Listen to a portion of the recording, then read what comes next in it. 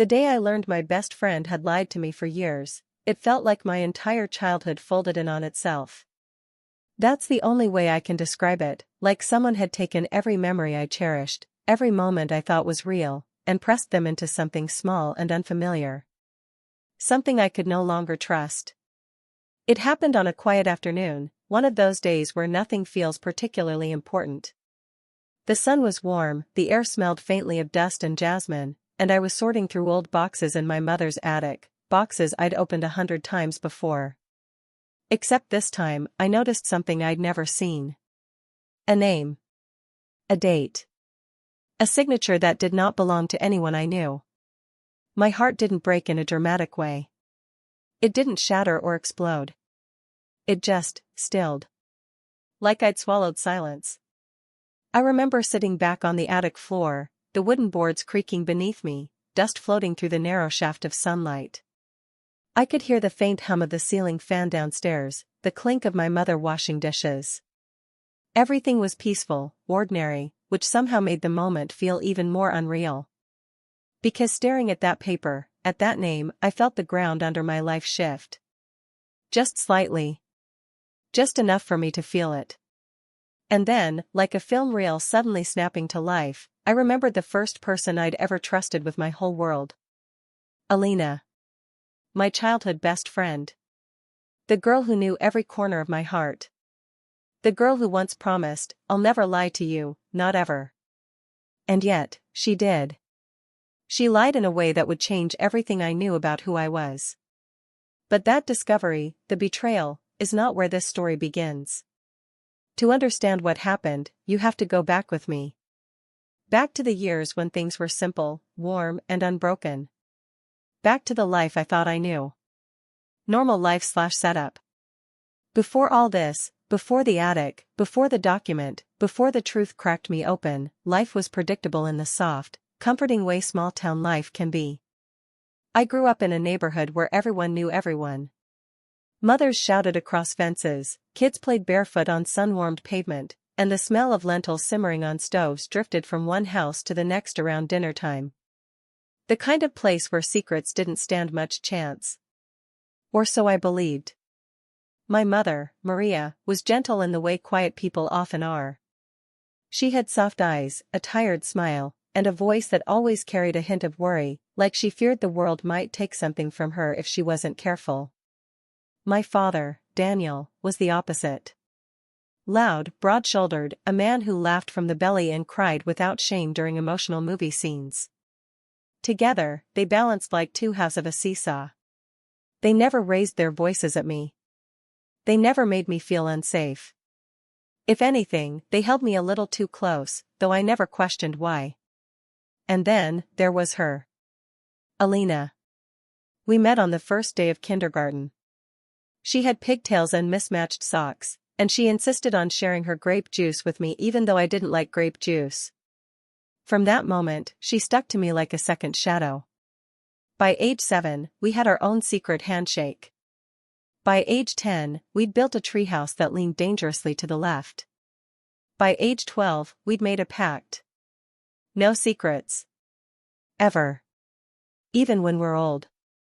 She knew everything about me, from the way I chewed on my sleeves when I was nervous to the way I cried when dogs and movies died.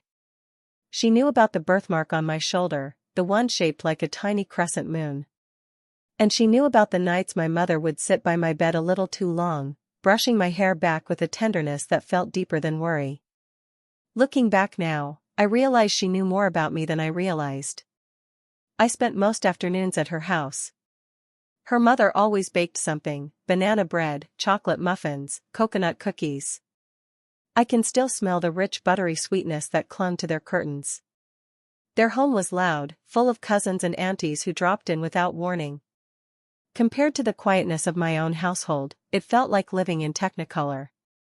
Sometimes, though, I would catch Alina's mother looking at me with a strange softness. A knowing softness. At the time, I thought she just liked me. Funny how innocence blinds you to things you're not ready to understand. My parents never minded how much time I spent with Alina. In fact, my mother often smiled with relief when I left, like she needed the solitude. Or maybe, the space to think. But back then, that tenderness, that nervous edge, meant nothing to me. I was a child. My whole world revolved around laughter, friendship bracelets, exam stress, and the endless promise of summer vacations. Alina and I were inseparable, sisters without the shared blood. People joked that we would eventually grow up, get married, and still live next door to each other, planting flowers between our houses like a shared garden of memories. If someone had told me then that she was hiding a truth big enough to break the ground beneath my feet, I would have laughed. I would have defended her. I would have sworn she was incapable of malice. Because love blinds you. And childhood blinds you even more. The irony, of course, is that she didn't just know the truth. She carried it. Guarded it. Protected it with the kind of loyalty you only give to secrets that could change lives. But long before I learned that, everything felt peaceful. Until the first crack appeared, small, quiet, easy to dismiss. A moment I didn't realize mattered until much, much later. The first clue didn't come wrapped in drama or thunder. It came quietly, the way the most dangerous truths often do. I must have been around 14. It was late afternoon, the sun spilling a golden haze across our street. Alina and I were sitting on the curb outside my house, eating those cheap orange ice pops that stained our tongues. My mother had just come home from the grocery store and was unloading bags from the trunk. Nothing remarkable. Nothing memorable, until it was. I remember hearing my mother's voice. Not the words, just the tone. Soft. Uneven. Like a breath caught between fear and relief. Alina Beta, she called out gently, "Can I talk to you for a moment?" I turned, confused. My mother almost never asked to speak to Alina alone. She adored her, yes, but boundaries were boundaries. Still, Alina stood up without hesitation, wiped her sticky fingers on her shorts, and followed her inside. The front door closed behind them with a muted click. I sat on the curb, ice pop melting over my knuckles, and something inside me tightened. A string pulled just a little too taut. It was only 5 minutes. 5 minutes of muffled voices behind a doorway. But when they came back out, both of them wore expressions that didn't match the moment. My mother was pale, her lips pressed together too tightly. Alina's smile was stretched thin, not her real smile, not the one that crinkled her eyes and made her dimples pop. This one looked like a smile she had borrowed. A practiced one. "You girls enjoy," my mother said, her voice softer than before. But her eyes lingered on me, heavy, searching. I didn't know what she was looking for. I don't think I wanted to know. Alina plopped back down beside me and took a loud bite of her ice pop as if nothing had happened. But she avoided my eyes. She fiddled with her bracelet, the blue thread one I had made for her, looping and unlooping it around her finger. "Everything okay?" I asked. She froze for a fraction of a second. Barely noticeable. But after so many years of knowing her, I felt it. "Yeah," she said too quickly. "Your mom just, asked about school stuff." It didn't make sense, my mother never asked her anything about school. Not privately. Not urgently. But I was 14, not suspicious by nature, and the moment slipped past me like a breeze. Still, it left a strange feeling in its wake. A quiet question mark in the back of my mind. I didn't push. Why would I? She was my best friend, my person. I let the doubt dissolve. But in hindsight, that was the first time I felt it. The first tremor under the foundation of my life. Time went on. We entered our mid-teens, the years where friendships evolve into something almost sacred. We shared everything, dreams, fears, first crushes, heartbreaks. But sometimes, I caught her watching me. Not with jealousy, not with judgment, but with something more complex. Pity. Regret. A tenderness that didn't belong to the moment. I didn't understand it then. Once, when we were 16, I asked her why she looked at me like that. "Like what?" she laughed, nudging my shoulder. Like you're worried about me, I said, cheeks warming for reasons I couldn't name. She opened her mouth, closed it, then forced another laugh. You're imagining things. But I wasn't. Or maybe I was, because when you trust someone completely, your mind chooses comfort over truth. Another small moment came the following winter. I'd gotten sick, nothing serious, just a fever that kept me home for a day. I remember waking up in the afternoon, still foggy, hearing hushed voices in the hallway. My parents. And someone else. A familiar cadence. A soft tone. Alina. Please, she whispered, you can't wait any longer. She deserves to know. My heart jolted. Know what? I lay frozen, breathing shallow so they wouldn't hear me shift. A long silence followed, thick, suffocating. Then my mother's voice, trembling. I know, but I'm afraid. Those words lodged themselves under my skin. Afraid of what? Of who? Of me? I sat up slowly, but by the time I opened my bedroom door, the hallway was empty. My mother was in the kitchen wiping the counter with a cloth that was already clean. Alina stood by the sink, twisting her fingers together, a nervous gesture she'd never had around me before. When she saw me, her face softened, not with happiness at seeing me awake, but with something that looked too much like relief. Feeling better? She asked. Yeah, I said, but my voice was tight. What were you talking about? Both of them stiffened. I watched the way my mother's shoulders tensed, the way Alina's eyes widened before shifting away. Just, grown-up things, my mother said. Grown-up things. The oldest lie ever spoken to a child.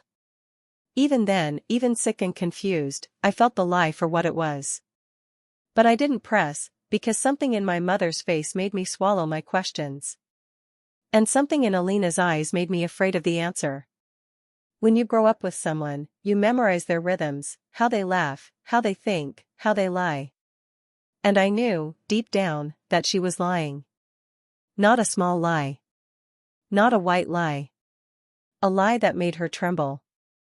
But the human heart is skilled at denial. It chooses peace over confrontation every time. So I tucked the moment away. Folded it into the quiet corners of my memory. Pretended I hadn't heard anything. But that was the second clue. And one day, years later, it would echo back with painful clarity. Because the truth wasn't waiting patiently. It was growing roots beneath my life. And eventually, those roots would break the surface. Life has a way of distracting you when it needs to. School exams. College applications. Late-night phone calls with Alina about what we wanted our futures to look like. For a while, those strange moments, the private talk in my hallway, the hidden looks, faded into the background. Or maybe I forced them to. There's a kind of safety in pretending your life is as simple as you want it to be.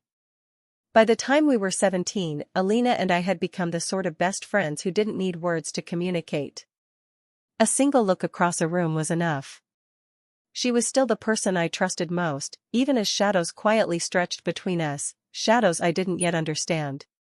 It was during that last year of school that the third clue arrived. Bigger than the rest. Impossible to ignore. It happened on my birthday. My parents had thrown a small dinner, nothing big, just the way I liked it.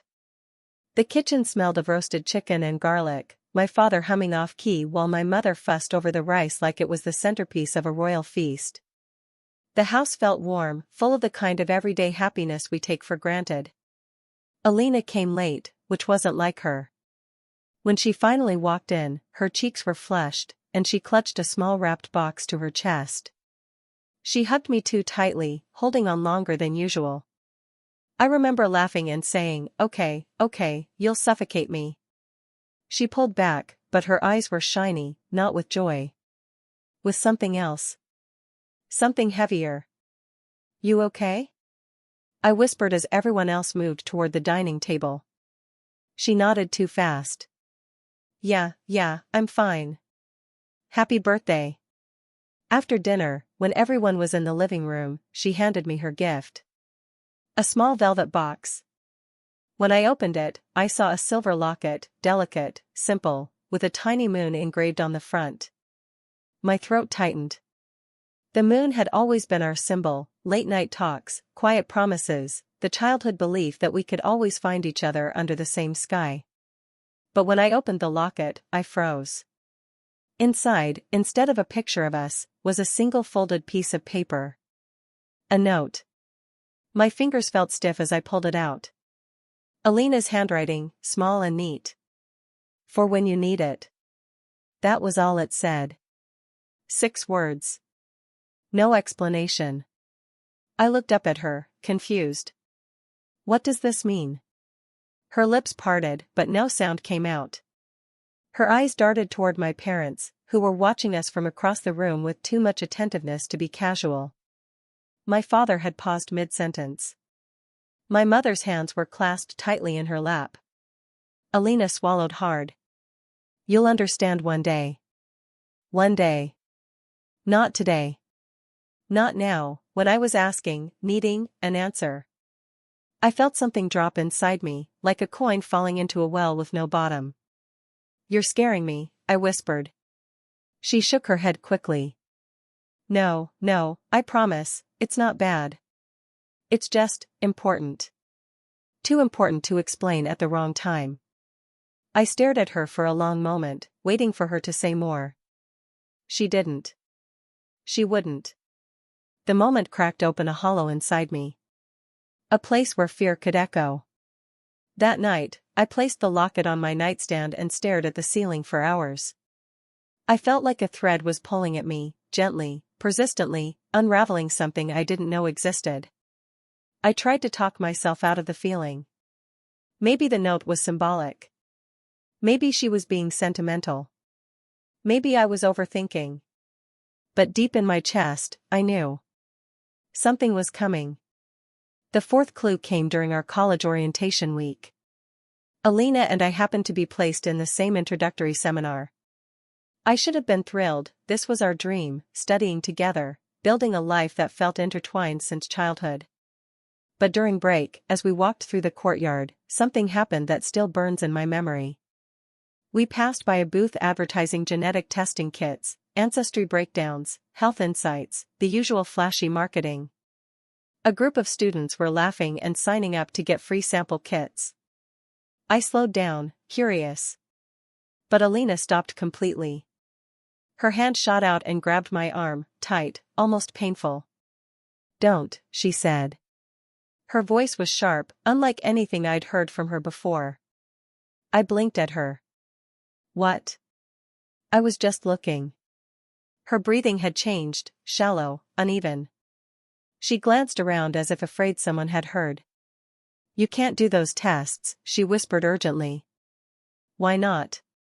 Just trust me. I tried to laugh it off.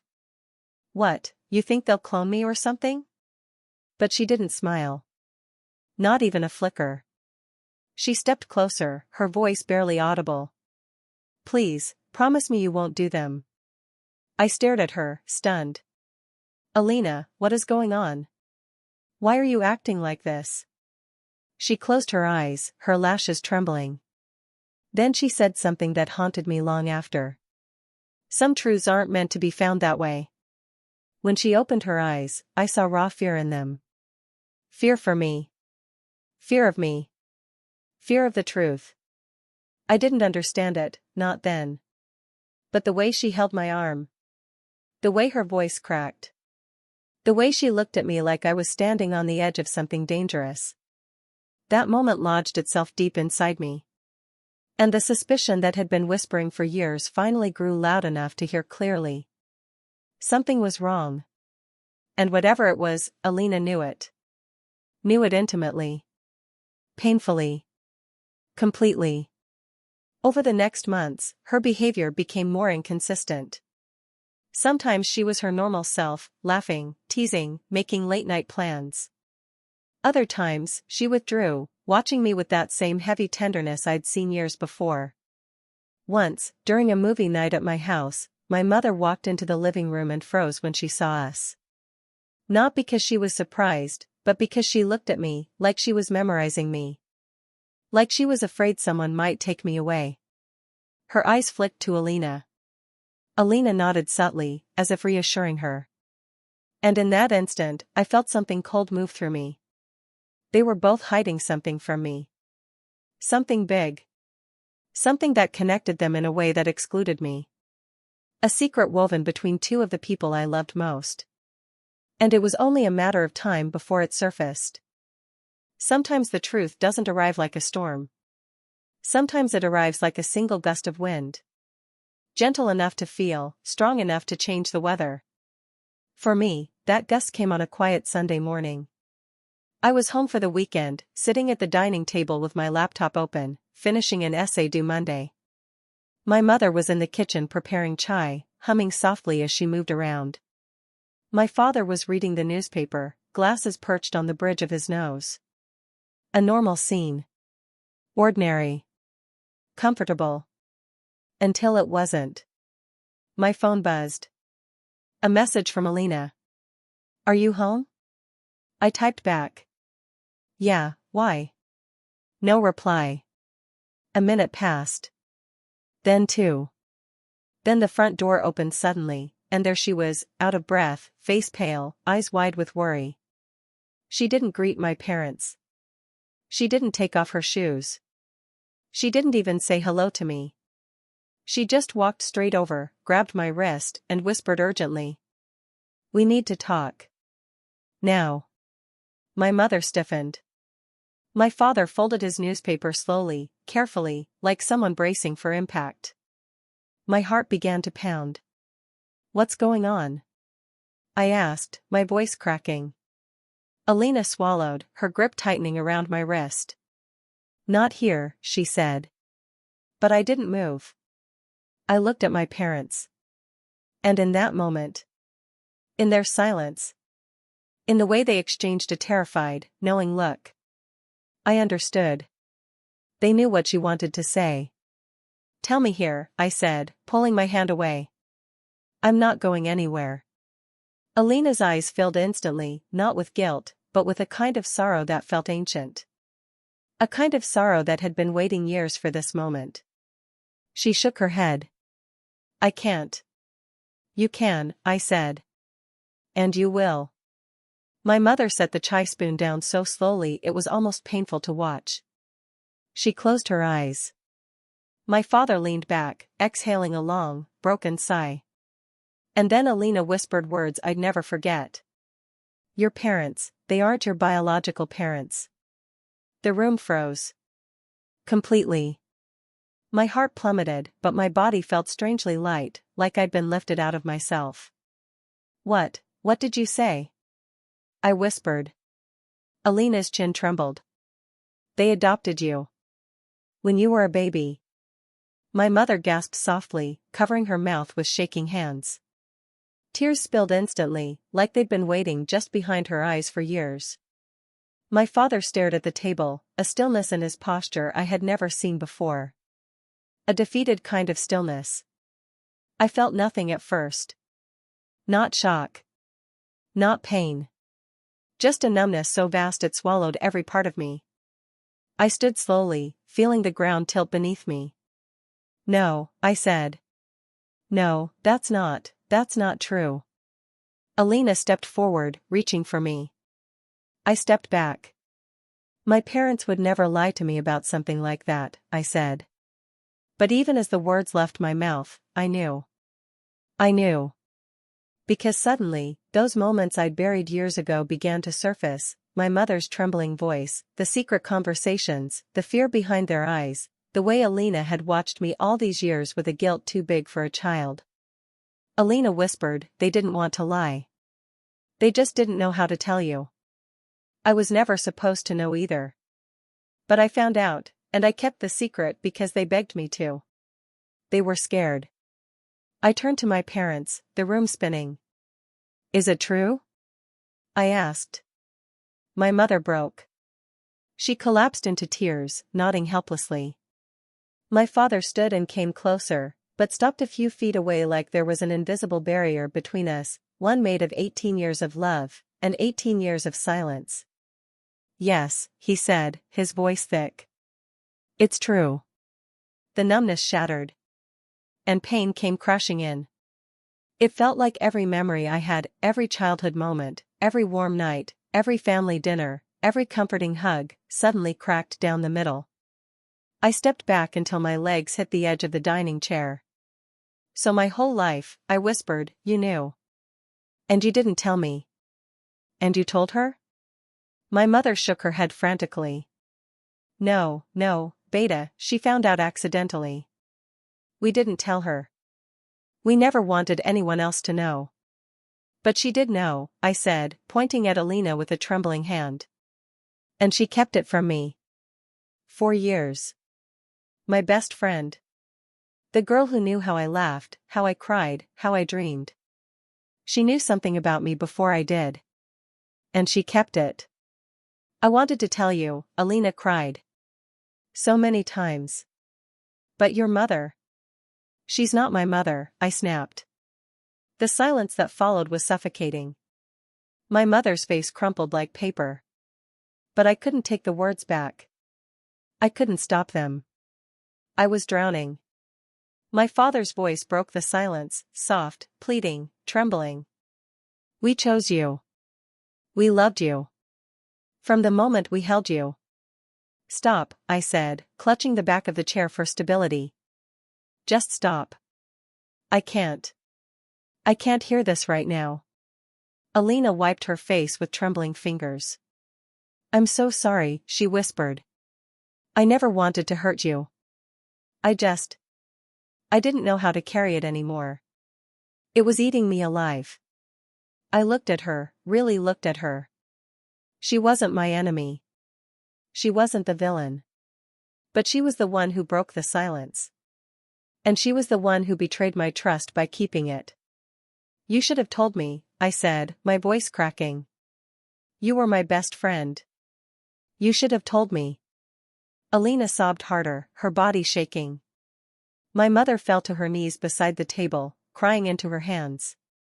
My father stood helplessly, his eyes red, his breath unsteady. And I stood there in the middle of the room. The truth finally out. And yet somehow, I had never felt more alone. I backed away toward the hallway. I need to get out of here, I said. My mother tried to stand, reaching for me. Please. I shook my head. Don't. Please don't touch me. Those words hurt her more than anything else could have. I saw it. But I couldn't stop. I grabbed my keys, my bag, and walked out. Alina followed me to the porch. Please don't leave like this, she begged. Let me come with you. I turned to her, my voice barely above a whisper. You lied to me for years, Alina. You don't get to come with me. Her face broke completely. But I walked away anyway. Because in that moment, the truth wasn't just a revelation. It was a wound. And I needed space to bleed. When the truth finally hit me, it didn't feel like a moment. It felt like an earthquake. My hands were shaking. My heartbeat was so loud it drowned out every other sound in the room. I kept asking myself the same question. How long has everyone known except me? I replayed every memory, every conversation, every moment that suddenly didn't make sense anymore. And the anger. It didn't come all at once. It arrived slowly, like fire crawling toward gasoline. So I stood up. No more running. No more pretending I was fine.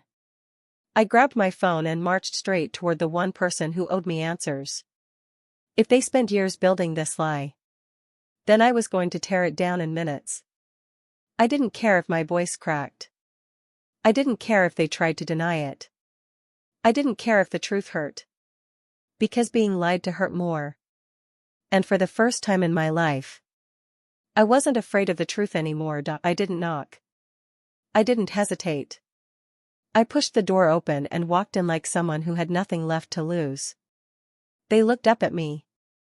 Surprised, nervous, guilty. And suddenly, I knew. I knew this wasn't a misunderstanding. This wasn't a mistake. This was a secret they had chosen to keep. My voice was shaking, but I forced the words out anyway. How long? Not why. Not how could you. Just how long. Because the timeline hurt more than the truth itself. They swallowed hard, eyes darting everywhere but at me. I watched their face crumble, the way someone collapses under the weight of their own lies. And then they whispered it. A number. A number that shattered whatever pieces of trust one had left. I felt something inside me break. But at the same time, something else finally woke up. I told them everything.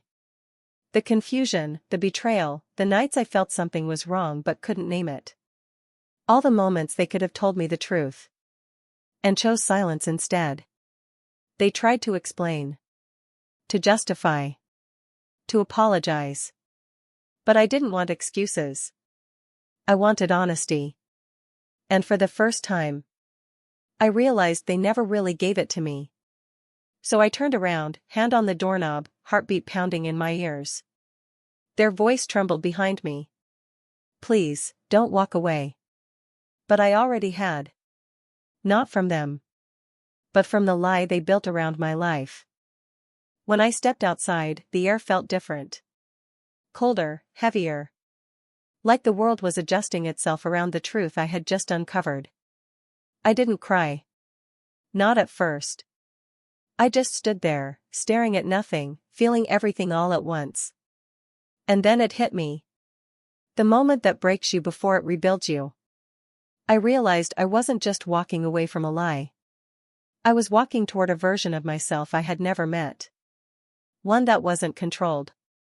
Or protected. Or hidden behind someone else's choices. For the first time, I asked myself a painful question. Who am I, without the story they gave me? And that question changed everything. Because suddenly, I wasn't angry anymore. I was determined. Determined to understand the truth. Determined to find answers on my own terms. Determined to stop letting other people define my life. I wiped my tears, took a deep breath, and made a decision that would change everything.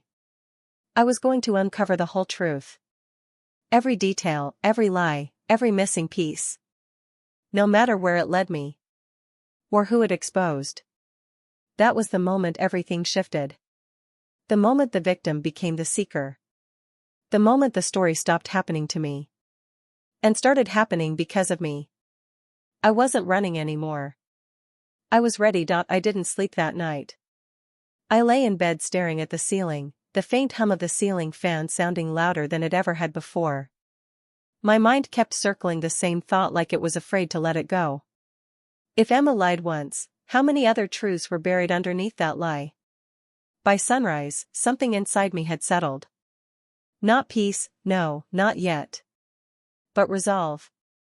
I got up, showered, and looked at myself in the bathroom mirror. My eyes were swollen, my face tired, but I saw something new in my reflection. A woman who was finally ready to know who she really was. I made myself a cup of tea, the same brand my mother always bought, and for the first time in my life, I wondered. Was this even my mother's favorite tea? Or did I only think that because she told me it was? How much of my life was me? And how much was borrowed from someone else's script? I sat at the kitchen table, hands wrapped around the warm mug, and opened my laptop. If the truth wasn't going to come to me gently, I would go chase it. 1. The first search, my birth records. I searched my own birth certificate. Not the one my parents kept in the small brown envelope in the drawer. I had seen that one 100 times growing up. But something deeper. Something official. Something the internet couldn't manipulate for comfort or convenience. I opened our local government portal, typed in my name, my birth date. And hit enter. The page loaded slowly. Painfully slowly. Like it was holding its breath too. And then the result appeared. Or rather, the lack of a result. No record found. My stomach dropped. I checked the spelling. The date. Everything. No record found. There it was again. This time, harder. Colder.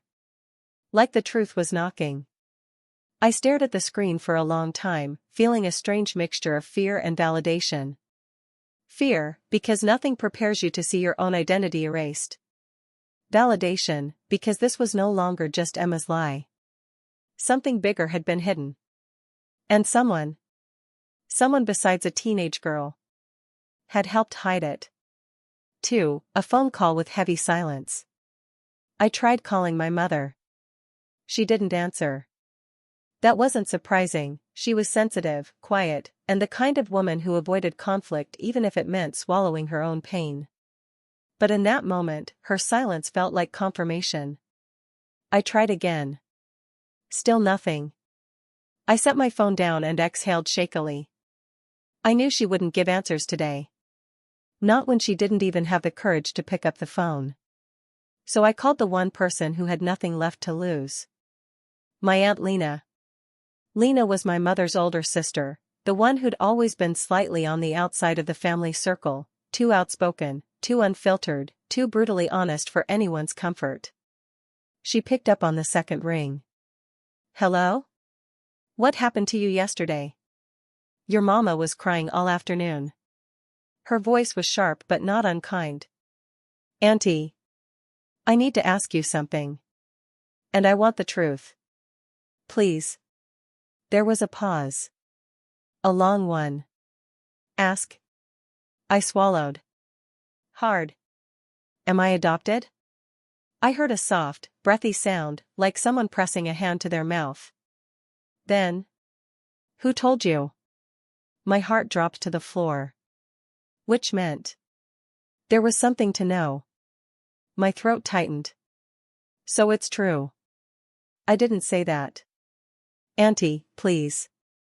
Don't protect me. Not now. I've been protected my whole life and all it did was keep me in the dark. Silence again. But it was a different kind this time. A knowing silence. A guilty one. After a few seconds, her voice softened into something like regret. I always told your mama the truth has to come out someday. I gripped the phone so tightly my knuckles ached. Tell me.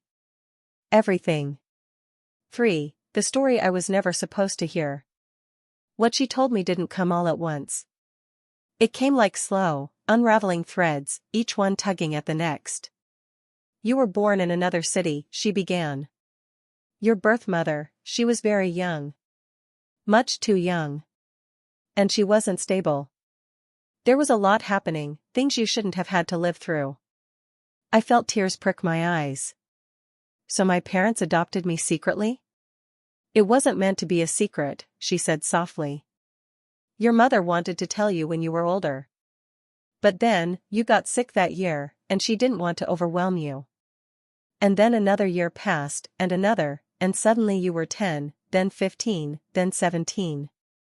And then it was too late, I whispered. Exactly. She sighed. A lie carried too long becomes a burden too heavy to lift. My chest tightened. Emma had been carrying her version of the truth like a weapon. But my parents had been carrying theirs like a wound. What about my birth father? I asked. Aunt Lena hesitated. He didn't even know she was pregnant. Those words hit harder than I expected. No father figure even aware of my existence. No connection. No roots. How did Emma know? I asked. Aunt Lena scoffed softly. Oh, that girl. Always sticking her nose in places it doesn't belong. But I waited. And finally, she explained. When you were around 8, your mother had a breakdown. She was overwhelmed, scared. She confided in Emma's mom, who wasn't good at keeping her mouth shut. That's how it spread. Spread. Like a rumor. Like wildfire.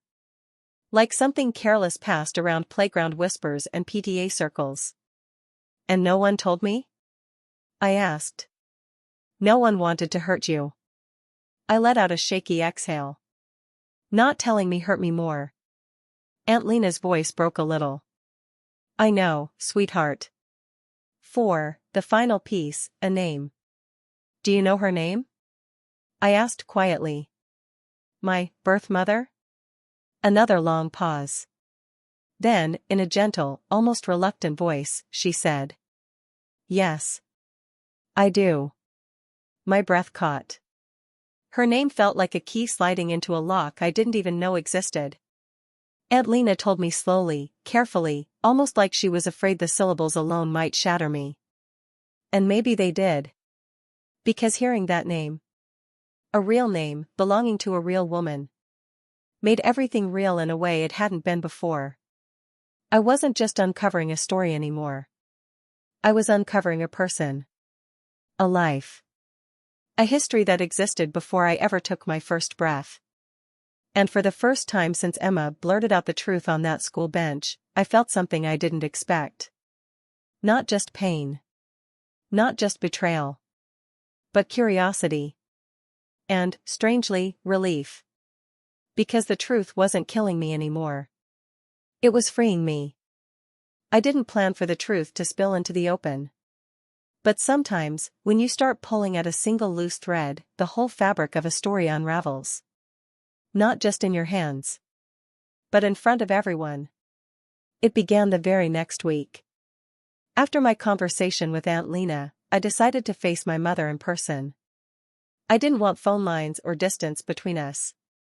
I wanted to see her eyes when she told me why she kept this all from me. I drove to my parents' house early on a quiet Sunday morning. The sky was soft and gray, like it didn't want to wake up fully yet. The street smelled faintly of damp earth, that scent that comes after a night of silent rain. Everything was still. Except my heart. That felt loud. When I knocked, my mother opened the door like she had been standing there waiting, like she had sensed I was coming before I even parked my car. Her face was pale, eyes swollen. She looked at me like she wasn't sure if I'd walk in or walk away forever. "Can we talk?" I asked softly. She nodded and stepped aside. I expected a quiet, difficult conversation in the living room. What I didn't expect was that my father, Aunt Lena, and even my younger cousin were already inside. It felt like I had walked into a meeting they planned without telling me. My throat tightened. "Is this about me?" My mother swallowed. "They wanted to be here. I thought it would be easier if..." Easier? I almost laughed, but not the kind of laugh that comes from humor. The kind that comes when something hurts too much to cry about. My father cleared his throat, that low rumbling sound he only made when he didn't know how to begin. "We should have told you," he said quietly. "We were wrong." I stood there, hands shaking slightly. The weight of all their eyes on me felt suffocating. "Why didn't you?" I asked. My mom closed her eyes for a moment. And then, like something inside her cracked open, she told me everything. Every detail. Every fear. Every misguided decision. How my birth mother had struggled. How they were chosen. How they brought me home wrapped in a yellow blanket.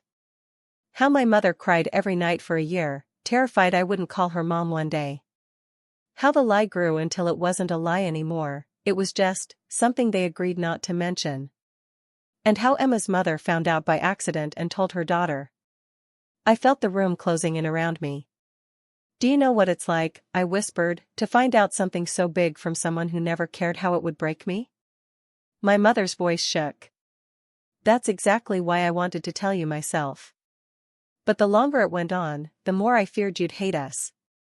I let out a trembling breath. "I don't hate you," I said. "But I can't pretend this didn't hurt me." As soon as I said it, she began to cry. And not quiet tears. The deep, aching kind that come from years of shame and fear. I felt my own anger soften just a little. But the real consequence hit all of us when someone we never expected walked through the front door. Emma. My mother had called her. Of course she had. Emma looked startled when she saw the whole room. Her eyes landed on me, and she froze. "I didn't come to fight," she said carefully. "I came because your mom said you deserved an apology."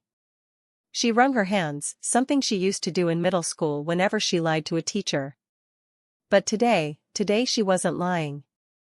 I shouldn't have told you like that, she said quietly. I was angry. And jealous. And stupid. And I thought you already knew. Her voice broke. But I didn't, I whispered. You have no idea what that moment did to me. She nodded, tears on her cheeks now. I know. I do now. And I'm sorry. The room stayed silent. Breathing felt loud. The clock on the wall ticked like it was watching all of us. We were kids, she continued. But I should have kept my mouth shut. I didn't because I envied how perfect your life was. Your house. Your parents. Everything. My heart twisted. Emma, my life wasn't perfect. It was borrowed. She flinched. Maybe she finally understood. But in that moment, something shifted in the room. A kind of collective exhale. The truth had stopped being a secret. And secrets lose half their power when light hits them. But consequences? They keep unfolding. The school consequence. Word spread fast, maybe because my cousin posted a vague emotional quote online, or because Emma disappeared from school for 2 days, or simply because drama always finds its way into hallways. By midweek, everyone seemed to know something was going on. People whispered. Teachers gave me soft, careful looks. Someone asked Emma what happened, and she told them the truth. Not the dramatic version. Not the gossip version. The real version. And that was the unexpected part. She protected me. For the first time. She didn't mention the screaming. Or the crying. Or the way she had thrown that truth like a weapon. She simply said, I hurt someone I love. And it's my fault. People respected her for it. But they respected me too. Because standing in the truth, even when it hurts, has a way of giving a person a quiet strength. The community consequence. Adults began treating my parents differently too. Some offered sympathy.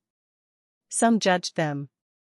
Some whispered behind their backs, saying things like, I can't believe they kept that secret for so long. But I watched my parents stand firm, even in their regret. They didn't hide. They didn't lie again. They didn't pretend they had done everything right. They simply owned the truth. And slowly, people softened. Because real families aren't built on perfection.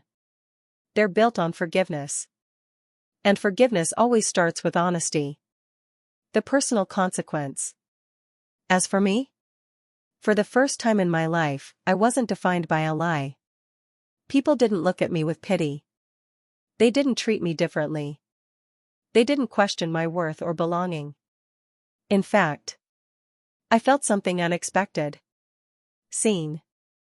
Like people finally understood that I wasn't just the well-behaved, quiet girl with the loving parents. I was a person with a real story. A complicated one. A painful one. A human one. And that changed how they looked at me. But more importantly, it changed how I looked at myself. Time has a strange way of softening even the deepest cuts. Not by erasing them, but by teaching you how to carry them without breaking. The weeks after the revelation were quiet, almost painfully so. Emma returned to school, cautiously polite. My parents settled back into a new rhythm, one built not on secrecy, but on fragile honesty. And I began to rebuild myself from the inside out. 1. Reclaiming my identity. I spent hours alone, sometimes walking through the park near my childhood home, feeling the cold wind on my face and listening to the crunch of leaves under my boots. I tried to remember the me I thought I was before all the secrets, before all the lies. And slowly, I started to see. I am not defined by a birth certificate. I am not defined by lies or secrets. I am defined by the choices I make now, and the love I carry in my heart. I called Aunt Lena often, asking her more about my birth mother. Her stories were fragments at first, small glimpses of a life I had never known. I didn't know if I'd ever meet her, but knowing her name, her struggles, her choices, even from a distance, made me feel whole in ways I hadn't expected. 2. Repairing relationships. I started small with Emma. We sat on a bench at the park, the same one where she had confessed her secret. No dramatic apologies. No blaming. Just quiet acknowledgement. "I know you didn't mean to hurt me," I said finally. "I know we were kids." Her eyes welled, and she nodded. I didn't know how to be honest." I reached out and touched her hand lightly. "For what it's worth, I forgive you." That simple act changed everything. And then I returned home to my parents. We all sat together at the dining table, the same one that had held so much pain. We didn't speak at first. We didn't need to. Being there, together, felt like a quiet truce. Finally, I spoke. "I can't change the past. I can't pretend it didn't hurt. But I want to move forward, with you, not away from you."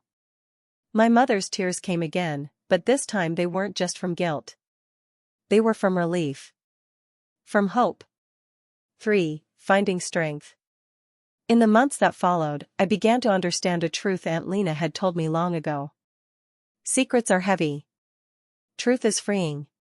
And she was right. The more I embraced the truth, the lighter I felt. The more I faced my pain instead of burying it, the stronger I became. I started journaling, pouring every thought onto paper: anger, sadness, confusion. Even the fleeting moments of joy I had rediscovered along the way. It wasn't therapy. It wasn't advice.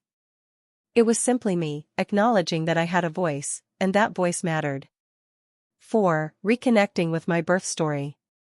Eventually, I reached out to my birth mother through Aunt Lena. It was tentative at first. Letters, then phone calls. Not all the questions were answered, and some were left unanswered by choice. But even in that incomplete connection, I found something extraordinary. A sense of wholeness. A sense of knowing that my life was bigger than a lie. That my story belonged to me, and only me, to write. 5. Lessons learned. I've learned a lot from this. I've learned that people are imperfect.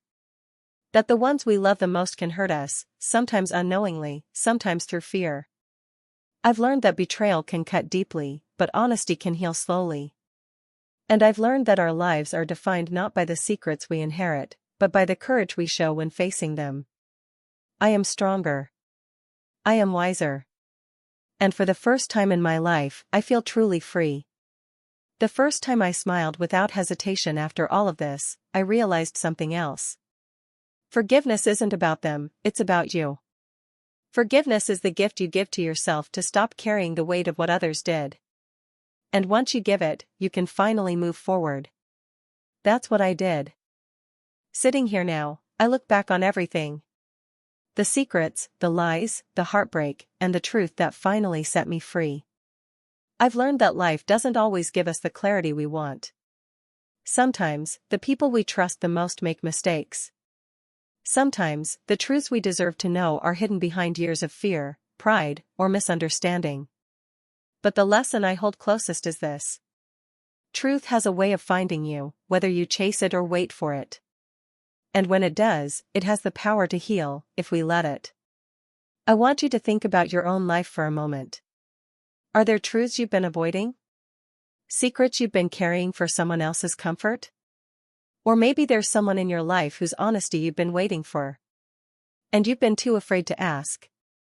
I can tell you this, the weight of a secret is heavier than the pain of the truth. Facing it won't always be easy. It might hurt. It might break you in ways you never expected. But it will also set you free. I hope my story gives you courage. Courage to speak, courage to forgive, and courage to reclaim your own life, no matter what others have hidden from you. And if you stayed with me through this story, I hope you feel something profound too.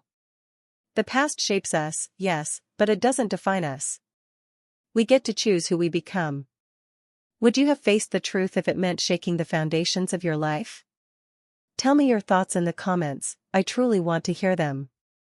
And if my story resonated with you, don't forget to like and subscribe so we can share more stories that remind us how strong, human, and resilient we truly are.